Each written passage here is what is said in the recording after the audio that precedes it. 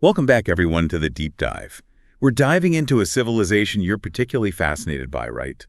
Ancient Egypt. Absolutely, and especially for someone who loves ancient civilizations and pyramids, it's a perfect fit. It is. Now, I'm already amazed by how long this civilization actually thrived. Yeah.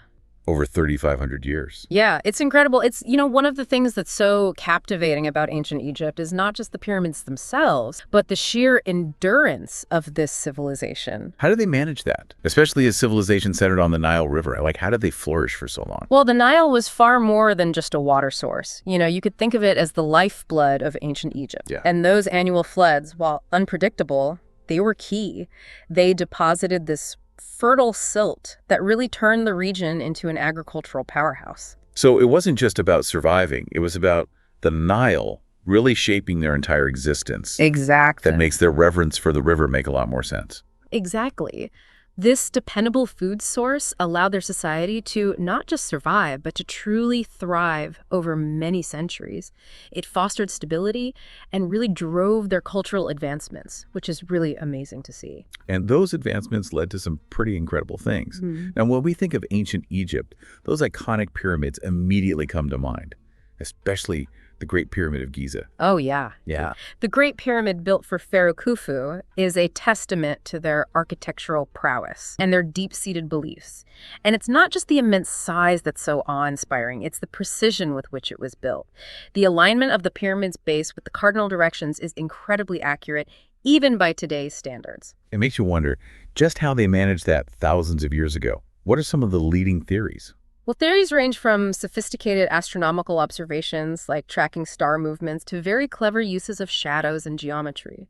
Some researchers even propose they might have used a system of ropes and plumb bobs to achieve that accuracy. The debate continues to this day, which adds to the mystique of these ancient wonders. It really makes you appreciate the level of knowledge and skill that they possessed. Yeah, and it wasn't just about that external grandeur either. Within the Great Pyramid, there's this intricate network of passages and chambers, Oh, wow. each with a very specific purpose. You have the descending passage, which leads to the subterranean chamber, perhaps symbolizing, the underworld, while the ascending passage takes you to the grand gallery and the king's chamber, the final resting place of the pharaoh. And above the king's chamber, there are 5 relieving chambers. And those were ingeniously designed to distribute that immense weight of the stone above, protecting the pharaoh's final resting place. Sounds like a giant, intricately designed puzzle. It is. The Great Pyramid's not just a tomb. It's a testament to their understanding of architecture, engineering, and their profound beliefs about the afterlife. Really amazing to think about. Now, while the pyramids are undeniably iconic, ancient Egypt wasn't all about grand tombs and pharaohs, right? What was daily life actually like for the average Egyptian? Right. For most Egyptians, life revolved around the rhythms of the Nile and agriculture. Farming was really the backbone of their society. It dictated their daily routines, shaped their worldview. However, even amidst this agrarian lifestyle, their culture was remarkably advanced.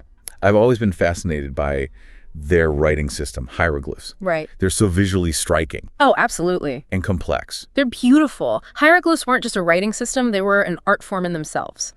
Unlike our simple alphabets, they used a combination of symbols, pictures, and phonetic sounds to represent words and ideas. Yeah. It's amazing. And they mastered this intricate system, using it to record everything from their history and religious beliefs to everyday matters.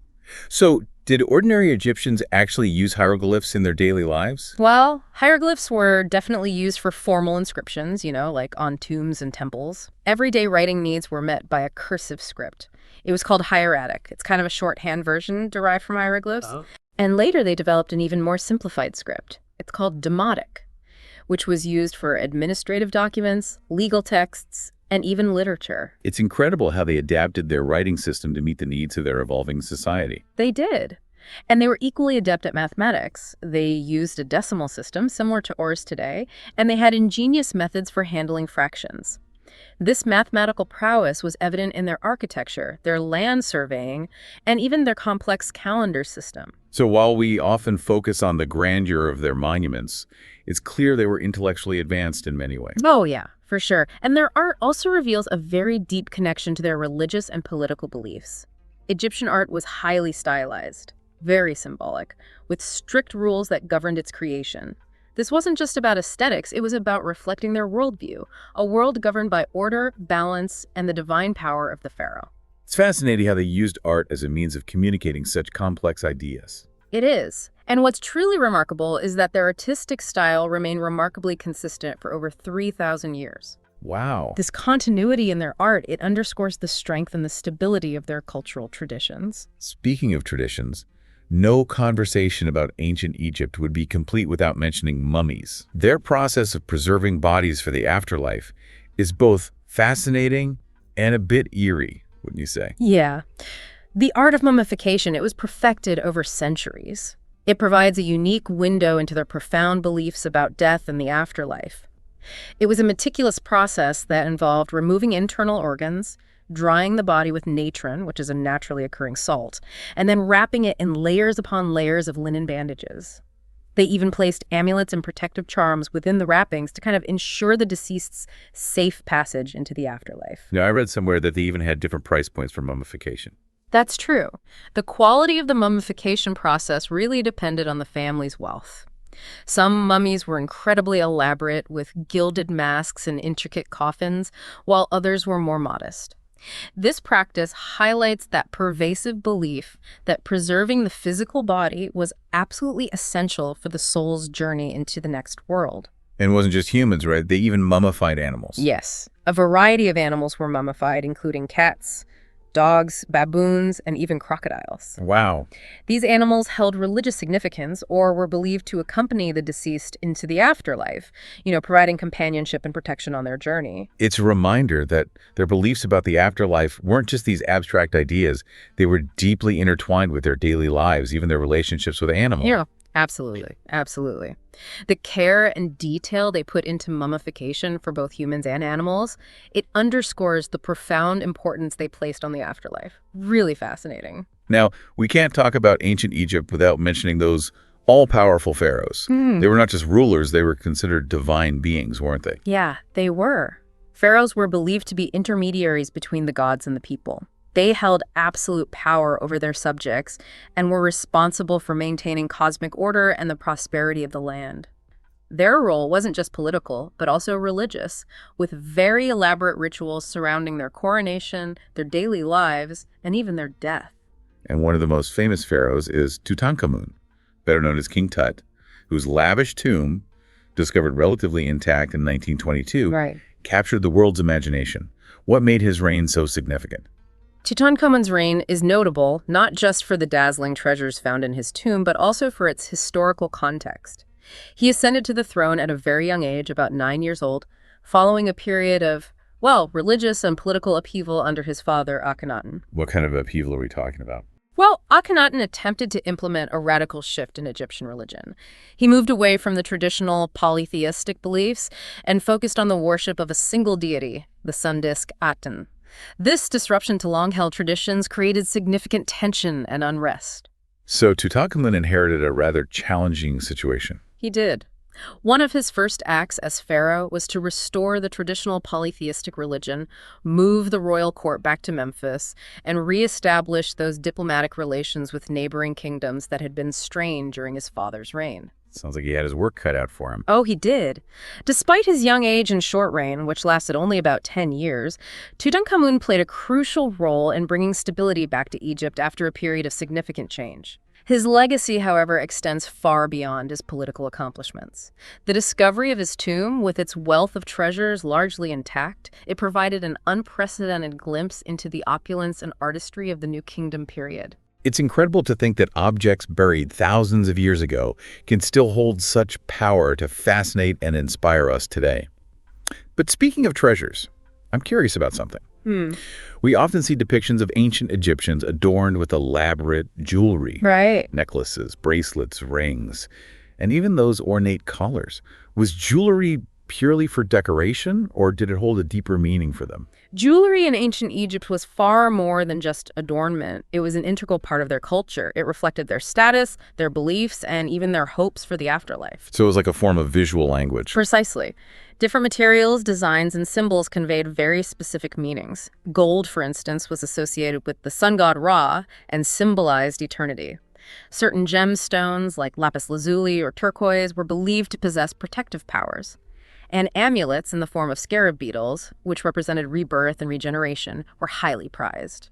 It's amazing how they imbued even everyday objects with such symbolic significance. Yeah, their jewelry wasn't just beautiful, it was a way of expressing their beliefs, their hopes, and their connection to the divine. Quite remarkable. It makes those images of bejeweled pharaohs and elaborately adorned nobles even more intriguing, knowing that every piece had a story to tell. It does. Their jewelry was like a wearable form of art, reflecting their sophisticated culture and their deep-seated beliefs. Now, while we've been focusing on the cultural and artistic aspects of ancient Egypt, I'm also curious about their understanding of science and technology. Did they make significant advancements in these areas? While their advancements in science and technology might not be as immediately apparent as their monumental architecture, they were incredibly innovative for their time. In what areas did they excel? Well, take medicine, for example. While their practices might seem a bit strange to us today, with their blend of herbal remedies, magic spells, and even surgical procedures, they had a surprisingly good understanding of human anatomy. Their mummification process, for instance, required very detailed knowledge of internal organs. That's true. I hadn't thought about it that way. Yeah. They were also skilled at setting broken bones, treating wounds, and even performing some types of surgery. Their medical texts, which were written on papyrus scrolls, provide valuable insights into their knowledge and practices. And what about their understanding of astronomy? We know they were keen observers of the night sky, but how did that translate into practical applications? Well, their astronomical knowledge went far beyond simply observing the stars. They were able to track the movements of the sun, moon, and planets with remarkable accuracy. They used this knowledge to develop their sophisticated calendar system, which was vital for agriculture, religious festivals, and even predicting the annual flooding of the Nile. So their astronomy was directly tied to their daily lives and their understanding of the world around them. Absolutely. They even aligned their monuments, including the pyramids, with specific stars and constellations, which demonstrates a remarkable understanding of celestial mechanics. It's mind-boggling to think they accomplished all of this without telescopes or modern technology. It is. Their scientific achievements, often overshadowed by their artistic and architectural feats, are a testament to their ingenuity, their powers of observation, and their thirst for knowledge. Now, while we've been talking about the many achievements of ancient Egypt, I'm also curious about the challenges they faced. What kind of threats did they have to contend with? While their civilization thrived for millennia, they certainly weren't without their share of challenges. What were some of the biggest threats they faced? One of the most significant threats, perhaps surprisingly, was the very river that sustained them, the Nile. Finally. While its annual floods brought that life-giving silt, they were also unpredictable. Too little flooding could lead to drought and famine, while excessive flooding could cause widespread devastation. So it was a delicate balance. Exactly. They had to develop sophisticated systems of irrigation and water management to try to control the river's flow and mitigate these risks. They also had to contend with desertification, the gradual encroachment of the desert on their fertile land. And what about external threats? Did they face invasions or wars with neighboring civilizations? Throughout their long history, they certainly faced their share of conflicts with neighboring kingdoms and empires. They battled with the Nubians to the south, the Libyans to the west, and even the powerful Hittite Empire to the north. So maintaining their borders and defending their territory was a constant concern. It was. They had to develop a strong military, skilled in warfare and strategy to protect their land and their interests. Their history is filled with tales of battles, sieges, and military campaigns, revealing a civilization that was both culturally advanced and militarily capable. It's a reminder that even the most sophisticated civilizations are not immune to the realities of conflict and the need to defend their way of life. Indeed, the challenges they faced, both environmental and political, highlight their resilience, their adaptability, and their determination to thrive in a world that was often unpredictable and unforgiving. Well, we've covered a lot of ground in this deep dive so far, from the grandeur in the pyramids to the intricacies of their writing system, from their artistic achievements to the challenges they faced. But there's still so much more to explore. Join us in part 2 as we delve even deeper into the fascinating world of ancient Egypt.